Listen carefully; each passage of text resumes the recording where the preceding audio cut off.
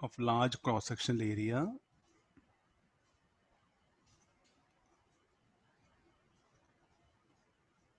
and intensity I is incident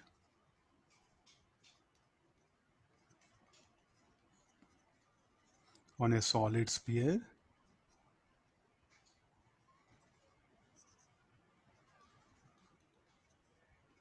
of radius r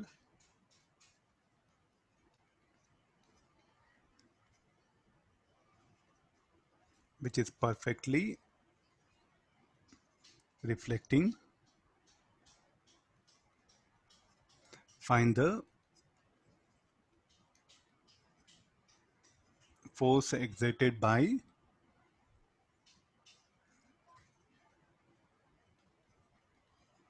beam of light on the sphere. Okay, now I'm just gave the question. Okay, there's a sphere. We can begin like this.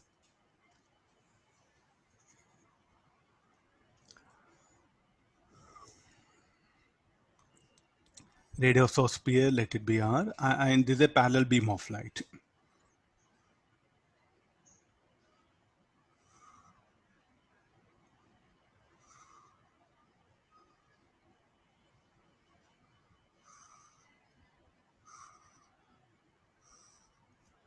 Now get into the problem.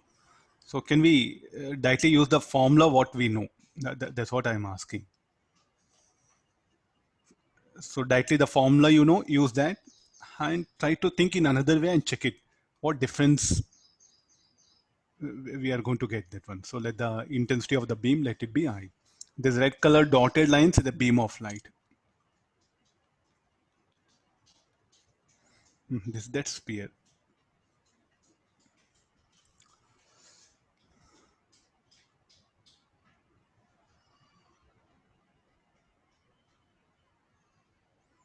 Okay, okay, no problem, no problem. Anybody, anything.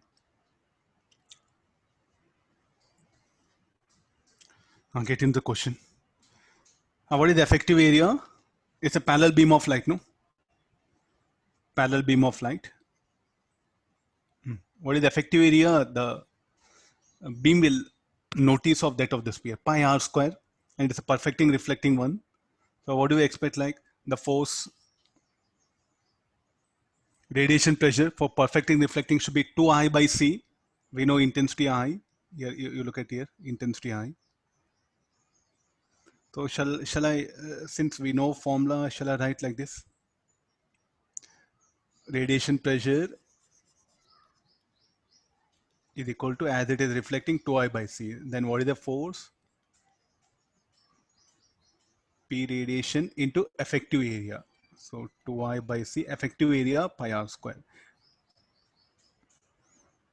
Okay, this was the formula what we know. We just applied it. Let's see now. Let me do by another approach. This one. So for which surface this was derived? I think we have to ask this question. For a plane surface, no? Here we got something curved surface. So will it make any difference? Or is it really applicable at all? I think I never said that on any surface. Can you recollect? I never said anything surface here. Nature of surface, I didn't say again. Just on a plane surface is what we discussed.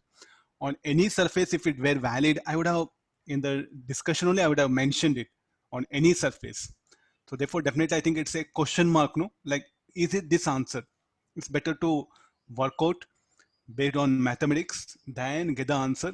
If you get the same answer, like what I wrote here, if you get the same answer, then fine, we can generalize it. If you get different answer, then we have to rethink this particular formula. Is it applicable in all situations? Or means, is it applicable for all types of surface? Are you getting no? We have to ask question ourselves. Is it a generalized form? It is for applicable for all surfaces or only for plane surface, what we brought it. So I'll keep it aside. So we'll bring it this one. This was the thing. Okay, now we'll proceed like this. So how to, what to do now? What is the best thing is choose elemental surface. First calculate the force acting on that elemental surface. Then go for integration. Then get the total force acting on the sphere.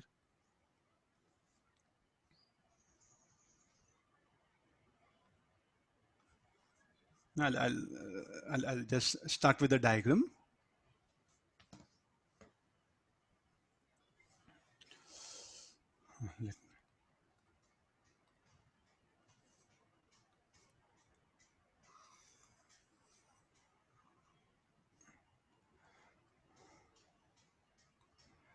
Let me assume a circular strip.